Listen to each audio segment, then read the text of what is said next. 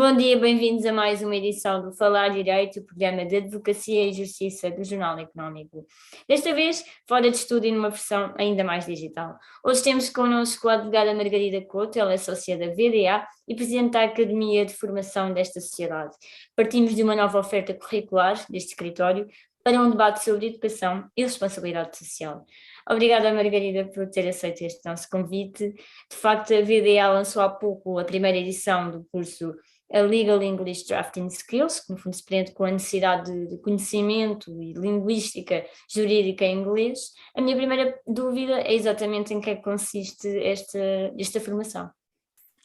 Antes de mais, muito obrigada pelo convite.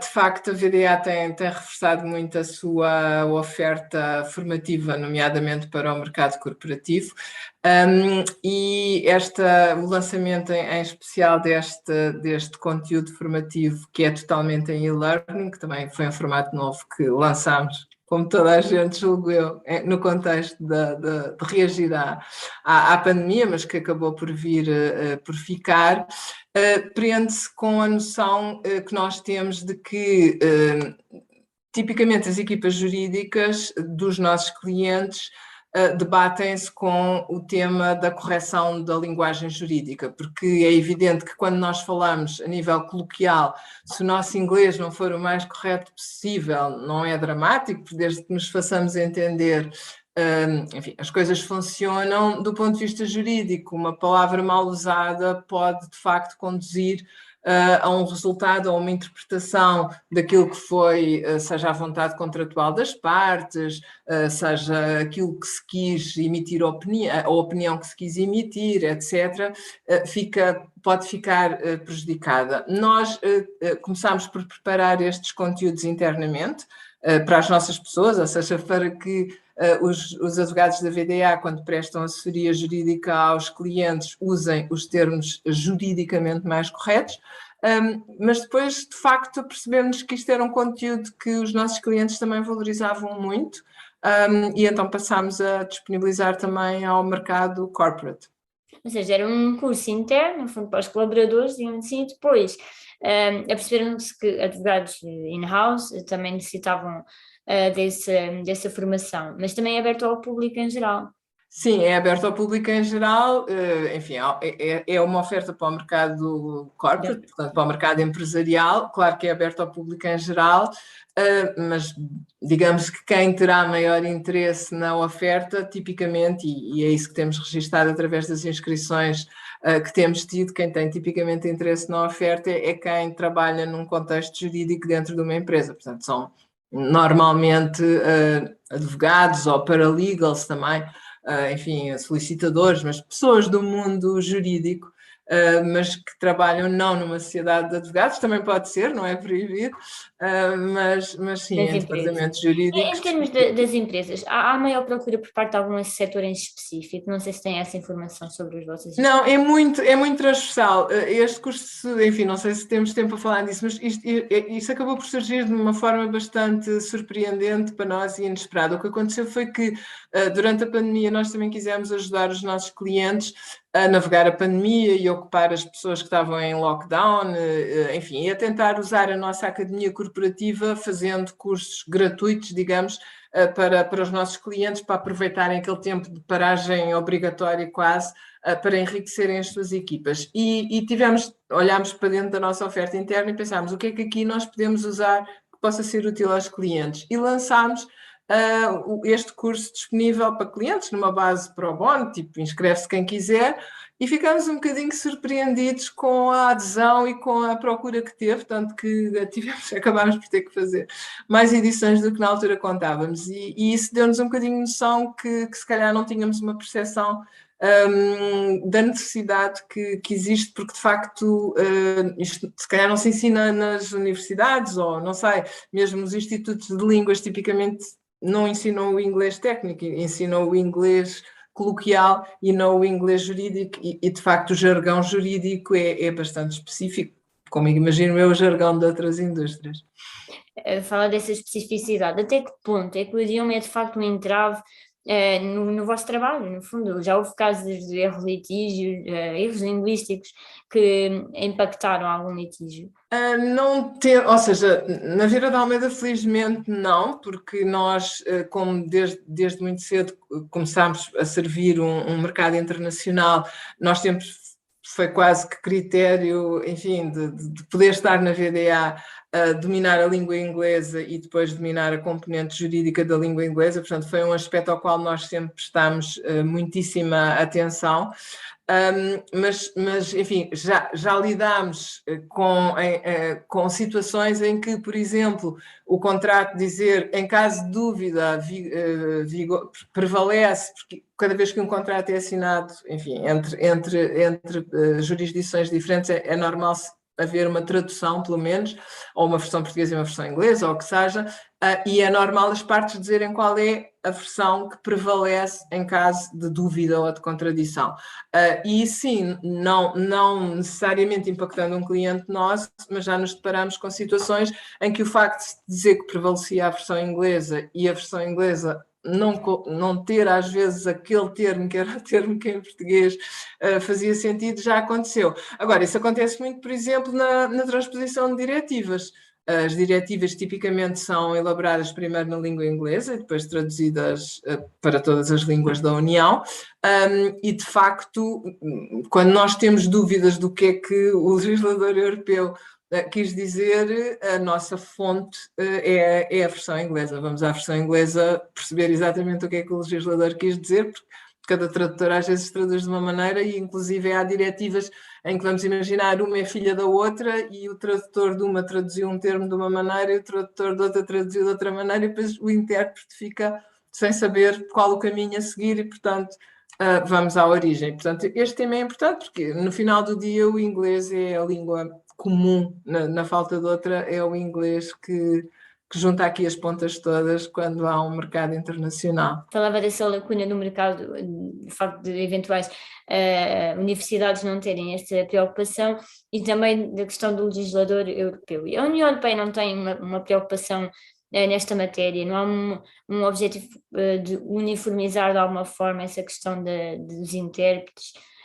No fundo, como é que vocês gerem o vosso trabalho nesse sentido? É assim, eu diria que há, simplesmente o que acontece é que a profusão legislativa às vezes é tal que eu acredito que seja muito difícil conseguir uma verificação. Agora, talvez com a inteligência artificial e, enfim, e com o Big Data venha a ser mais fácil perceber como é que isto foi traduzido no passado e então vamos garantir que somos consequentes e traduzimos sempre as mesmas coisas da mesma maneira.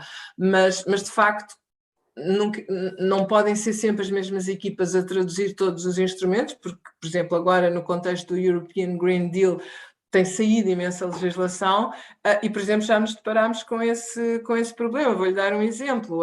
O regulamento da taxonomia europeia, que é um regulamento absolutamente chave para a economia sustentável, digamos assim, enfim, para a transição para a economia sustentável. Em inglês chama-se taxonomia e em português não foi traduzido como taxonomia, traduziram por sistema de classificação, não sei do quê, mas depois um regulamento delegado desse já fazem referência à taxonomia chamando-lhe taxonomia e, portanto, quem não conhecer a versão inglesa, às tantas pode nem perceber de onde é que aquelas coisas vêm. Portanto, eu acredito que haja um esforço, mas o resultado nem sempre é fantástico. Se vê assim tão bem. Muito obrigada. É tempo agora para um breve intervalo. Regressamos já de seguida para continuar a discussão sobre a importância da correta tradução nas leis.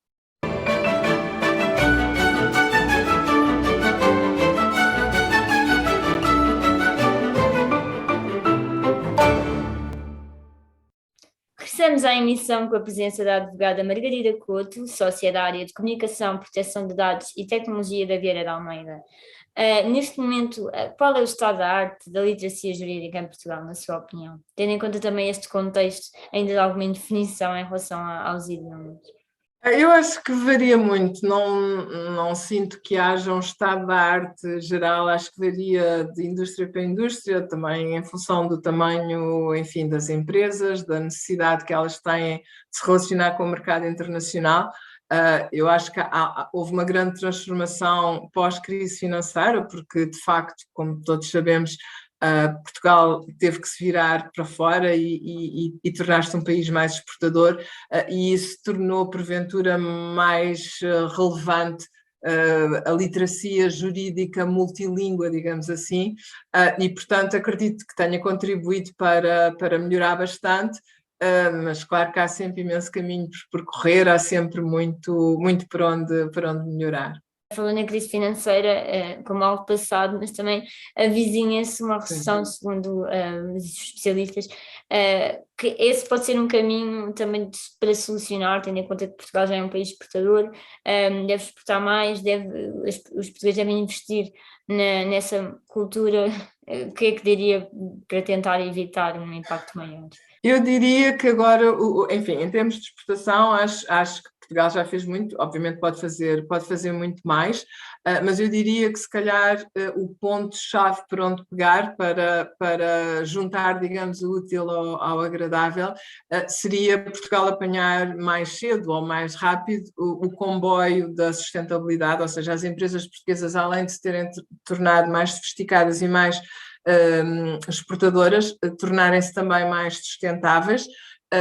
Enfim, não só isto é um novo paradigma do ecossistema empresarial, como também é muito o apelo que é feito às empresas, seja pela Agenda 2030 das Nações Unidas, seja também por este pacote legislativo e regulatório do European Green Deal, que vem de facto exigir às empresas que se tornem muito mais sustentáveis, e não é apenas do ponto de vista ambiental, portanto não é apenas ao nível da transição energética, da carvada, exatamente, é também ao nível do sustainable finance, ou das finanças sustentáveis, ao nível social, a forma como lidam com as comunidades, como lidam com os colaboradores, e portanto o que eu julgo agora que pode ser aqui o elemento a aproveitar é juntar a esta ambição exportadora que já foi estabelecida no passado, a ambição da sustentabilidade, até porque hoje é muito difícil para uma empresa portuguesa, acho eu, estar na cadeia de fornecimento de clientes internacionais que estão em mercados mais desenvolvidos e mais sofisticados e que, portanto, têm mais exigências ao nível da sustentabilidade dos seus fornecedores, e, portanto, as empresas que não fizerem esse caminho da sustentabilidade poderão perder capacidade exportadora face àquela que tinham. E, portanto, acho que esse hoje é o grande desafio. E também por isso a Academia, enfim, estamos a trabalhar nisso, e uma das ofertas formativas que lançámos foi justamente na área da sustentabilidade para ajudar as empresas a ganhar literacia nessa matéria e a fazer essa jornada de uma forma mais efetiva. Isso é um dos pontos, nomeadamente a questão social, que retomaremos na última parte. Antes disso, gostava de voltar um bocadinho atrás em relação a esta questão da tradução. A VDA costuma trabalhar com empresas como a Anbabel, outras tecnológicas, que, neste caso, que operam no negócio da tradução. Este vai ser o caso neste curso, também tem a colaboração deles e saber também quão importante é o envolvimento de uma sociedade de advogados com esta parte tecnológica de parcerias. É assim, eu hoje acho que não há nenhuma atividade que seja imune à tecnologia e seguramente a nossa indústria, a nossa atividade não é. E acho que todos os grandes escritórios de advogados recorrem à tecnologia como facilitador e como acelerador de processos. Isso é verdade em diversas dimensões, é verdade também na dimensão da tradução. Obviamente não é suficiente, mas agiliza muitíssimo. Por exemplo, quando nós recorremos a uma Unbabel, é evidente que o facto de eles terem uma plataforma tecnológica que faz umas traduções automáticas com uma grande robustez nos poupa imenso trabalho e poupa como tal imenso dinheiro ao cliente, né? Porque é menos trabalho que têm. Honorários. Exatamente, menos honorários têm que pagar. E para nós fica o trabalho de depois de afinar, porque obviamente, como eu dizia há pouco, o jargão jurídico é o jargão jurídico, e portanto, obviamente, os documentos já vêm numa forma bastante próxima da final, mas têm sempre que passar por um crivo de um tradutor linguista especialista jurídico que enfim, que faz os pequenos acertos para garantir que a terminologia corresponde exatamente àquela que tem que corresponder. Mas claro que na tradução, como em tudo, a tecnologia até na sustentabilidade, a tecnologia é uma arma poderosíssima que poupa muito tempo, muitos recursos e que nos liberta para fazer coisas menos burocráticas e menos maçadoras. Falamos agora um pouco da VDA Academia numa versão mais macro, digamos assim. O que é que podemos esperar desta entidade para a chamada reentria, ou mesmo agora nos próximos tempos? Nós temos neste momento um plano muito ambicioso em curso, ou seja, nós basicamente, em primeiro lugar, nós nascemos para dentro, né? Quando nascemos, já há 14 anos, acho eu, nascemos muito virados para fazer formação dos nossos próprios advogados, para garantir que os advogados da VDA estavam sempre informados de tudo o que, de todas as novidades jurídicas e estavam sempre a par e preparados para servir da melhor maneira os clientes da Vieira da Almeida. Depois começámos a perceber que os nossos próprios clientes também viam valor nestas formações que nós tínhamos montado para consumo interno e, portanto, começámos a virar para fora. E tem sido tão surpreendente a procura e a aceitação que temos inclusive desenhado de raiz alguns programas que não nasceram para dentro, ou seja, já nasceram apenas a pensar nos clientes. Um exemplo disso é o nosso programa executivo Women on Board, que é justamente destinado a preparar mulheres para cargos de liderança, nomeadamente na sequência da lei das cotas e para desmistificar que não há mulheres preparadas para cargos de liderança. Montámos esse programa executivo já em 2018. Agora também temos, como referi há pouco, este programa executivo ESG, muito virado para os temas da sustentabilidade e que cá está, também não nasceu para dentro, nasceu ao contrário, nasceu virado para fora e não quer dizer que depois também não se faça o caminho inverso, ou seja, que não aproveitemos muitos desses conteúdos que preparámos para servir os clientes para depois fazer a formação das nossas pessoas. Mas, de facto, agora a coisa está a nascer um bocadinho nos dois centros. E no fundo, mais de uma década, tem noção de quantos cursos já ministraram a nível de formandos? É assim, eu devia ter ido ver o nosso relatório, são muitas horas, são milhares de horas, milhares de pessoas, sobretudo advogados, porque não há nenhum advogado da VDA que não tenha que fazer formação obrigatória e formação opcional. Portanto, nós temos uma jornada formativa em que uma parte é mesmo obrigatória em função da senioridade do advogado e outra parte o advogado pode escolher o seu percurso, os temas que lhe interessam mais.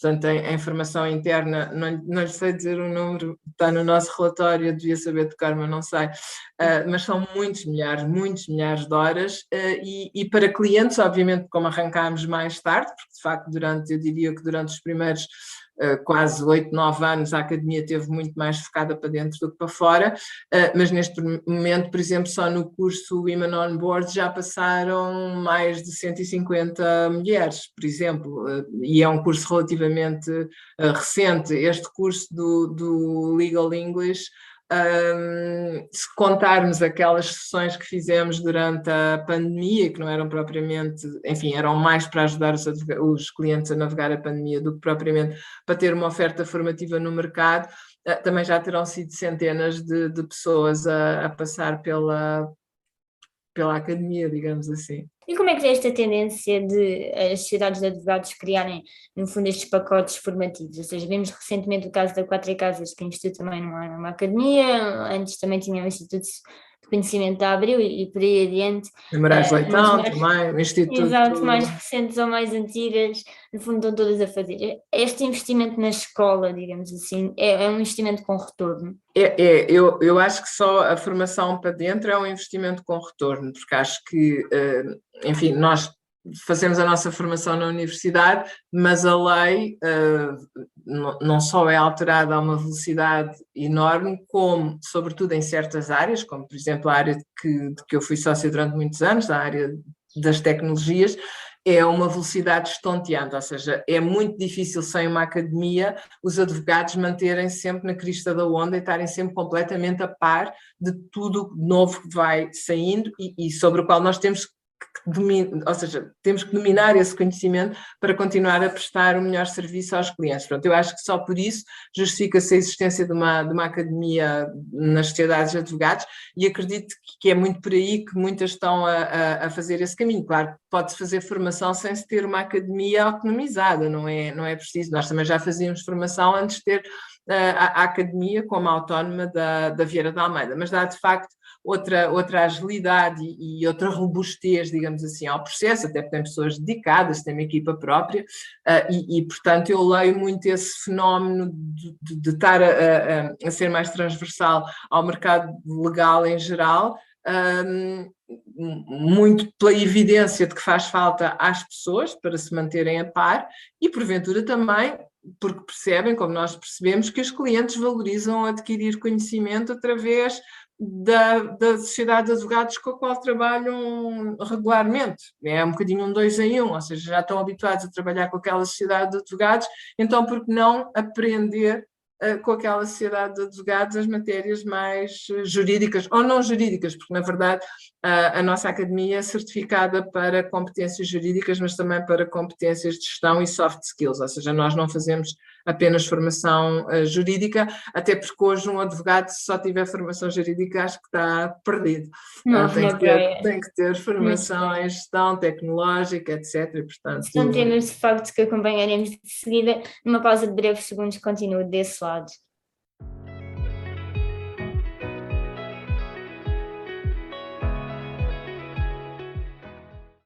Chegamos à terceira e última parte deste nosso programa, onde estamos hoje com a advogada Margarida Couto, a sócia da VDA responsável pela área de Economia Social e Direitos Humanos. É nessa área que tocamos agora e, como estamos a falar de educação, a educação, quando no fundo procura combater as desigualdades, também contribui de forma positiva para a economia social.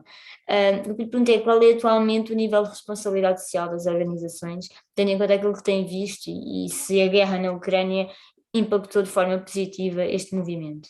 Eu acho que se tem assistido inequivocamente a um aumento da consciencialização, seja pelas sociedades de advogados, seja por outras organizações, da importância de se comportarem de forma socialmente responsável ou de forma social e ambientalmente responsável, ou resumindo, de forma responsável. Acho que tem havido várias evidências disso. Quando há cenários de catástrofe, isso é muito óbvio. Foi agora o caso da Ucrânia, em que acho que foi notório como as empresas, incluindo sociedades de advogados, se organizaram no sentido de providenciar não apenas ajuda de emergência, de, enfim, roupas, comidas, etc., mas de tentar proporcionar emprego, uma vida estável. Tudo isso nós vimos acontecer, como também já tínhamos visto noutras situações de emergência, seja os tristemente célebres, e agora com este calor, nem quero pensar nisso, os incêndios em 2017, seja mesmo quando são tragédias humanitárias que não acontecem em Portugal, mas que acontecem em países próximos de nós, como, sei lá, o ciclone Idai, enfim, a situação em Cabo Delgado. Acho que sempre que há qualquer tragédia humanitária que toca com direitos humanos, as empresas em geral sentem-se convocadas, e acho que as sociedades de advogados mais ainda, porque, enfim, direitos humanos tipicamente são direitos que são defendidos pelo direito, pelo sistema jurídico, e, portanto, acho que as sociedades de advogados são particularmente sensíveis a temas que mexem com os direitos humanos. Nesse tema, um dos artigos pelo qual se debruçou foi o facto no início deste ano Bruxelas ter feito aquela proposta diretiva sobre o dever de due diligence das empresas na área de sustentabilidade. Em que é que vai-se refletir esta lei, esta regulamentação no tecido empresarial, nomeadamente no português? Esta lei vai ser muito exigente.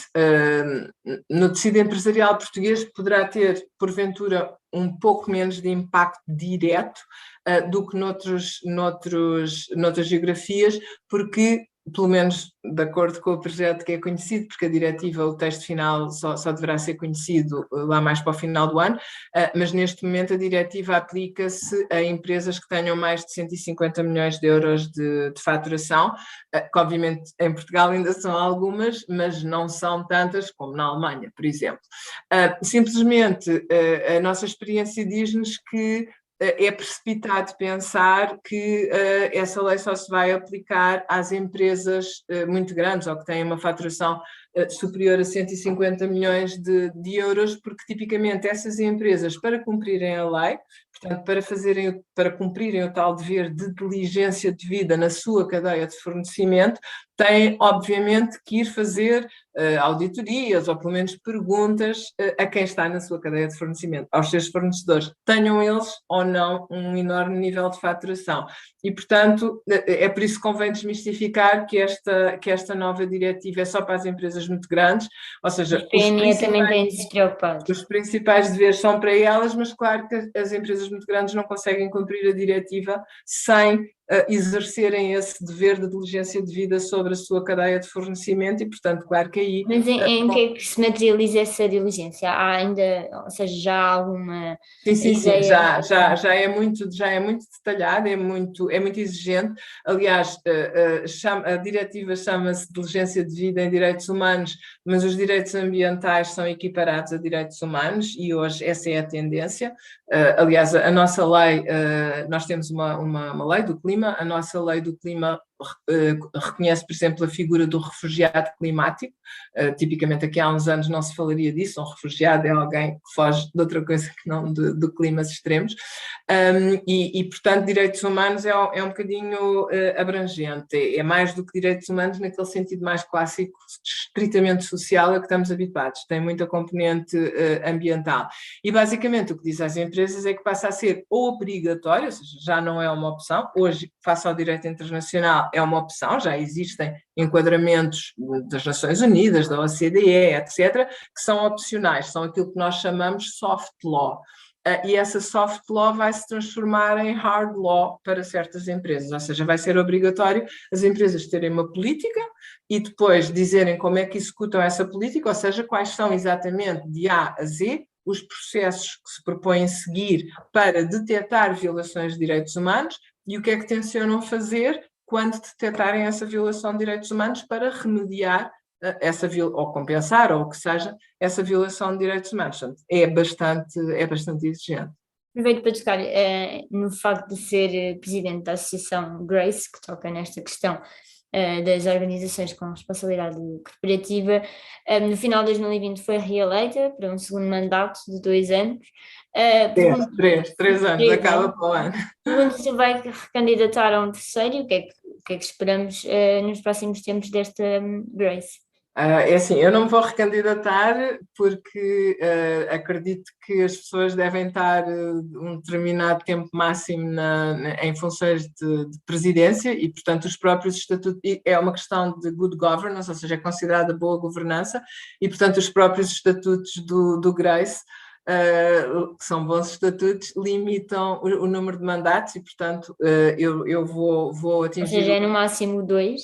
No máximo 2 mandatos na presidência e, portanto, eu vou atingir o número máximo de mandatos e, portanto, pela natureza das coisas, não me vou recandidatar.